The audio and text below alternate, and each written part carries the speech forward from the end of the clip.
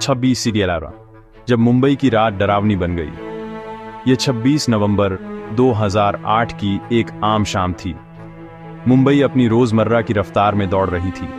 लोग दफ्तरों से घर लौट रहे थे, कुछ परिवार बाहर खाने की तैयारी में थे और पर्यटक शहर की रौनक देख रहे थे।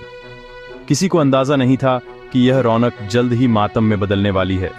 समुद्र के रास्ते अंधेरे की आड़ैच में मौत शहर के दरवाजे पर दस्तक दे रही थी। 10 आतंकी एक नाव से मुंबई के तट पर पहुंचे। वे आम मछुआरों जैसे दिख रहे थे, पर उनके बैग में हथियार और बारूद था। जमीन पर कदम रखते ही वे अलग अलग गुटों में बंट गए। उनकी खामोश चाल एक बड्ढे तूफान का संकेत थी। शाम करीब 9:30 बजे लियोपोल्ड कैफे में पहली गोली चली। कुछ को लगा कि पटाखे हैं, मगर चीख पुकार के साथ सच्चाई सामने आई। आतंकी हमला। कुछ ही मिनटों में सीएसटी पर अंधाधुंध गोलीबारी शुरू हो गई। हमला एक साथ कई जगहों पर हो रहा था। 2 आतंकी स्टेशन के मुख्य हॉल में घुसे और गोलियां चलने लगी। लोग भागे, कोई बेंच के नीचे छिपा, कोई पटरियों की ओर दौड़ा। इरादा था ज्यादा से ज्यादा लोगों को निशाना बनाना।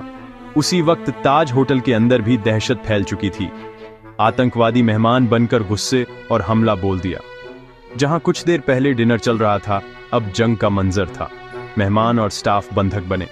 लोग दरवाजे बंद कर, लाइटें बुझाकर कमरे बैरिकेड कर रहे थे। हर आहट पर दिल दहल जाता। बाहर धमाके और गोलियों की आवाजें। कई जगह आग लग चुकी थी। धुएं का गुब्बार उठ रहा था। ताज के स्टाफ ने जान जोखिम में डालकर मेहमानों को सुरक्षित निकाला। शेफ और किचन स्टाफ ने लोगों को बेसमेंट में छिपाया। आम मुंबईकरों ने अपने दरवाजे घायलों के लिए खोल दिए।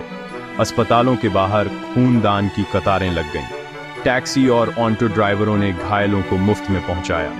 अंदर फंसे लोग फोन और संदेशों से अपनी लोकेशन बता रहे थे। यह सिर्फ हमला नहीं, इंसानियत पर सीधा प्रहार था। मुंबई पुलिस ने तुरंत कार्रवाई शुरू की। सीमित संसाधनों में भी बेहिचक। हेमंत करकरे, अशोक कामटे, विजय सालस्कर, उन्होंने मोर्चा संभाला और शहीद हो गए। पुलिसकर्मी लोगों को सुरक्षित ठिकाने तक पहुंचा रहे थे। आतंकियों को रोके रखने की कोशिश जारी थी। लगभग 12 घंटे बाद एनएसजी कमांडोज मुंबई पहुंचे।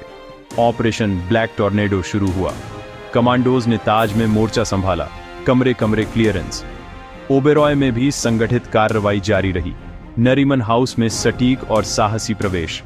धमाकों और गोलियों के बीच एक एक कर बंधकों को बाहर निकाला गया।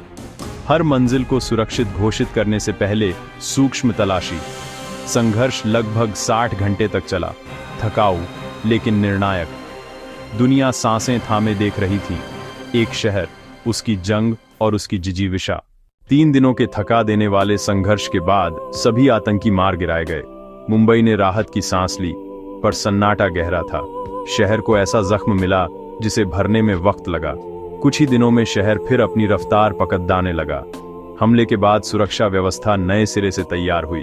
तटीय सुरक्षा मजबूत की गई। पुलिस को आधुनिक हथियार और ट्रेनिंग दी गई। साझा अभ्यासों से तालमेल बढ़ा।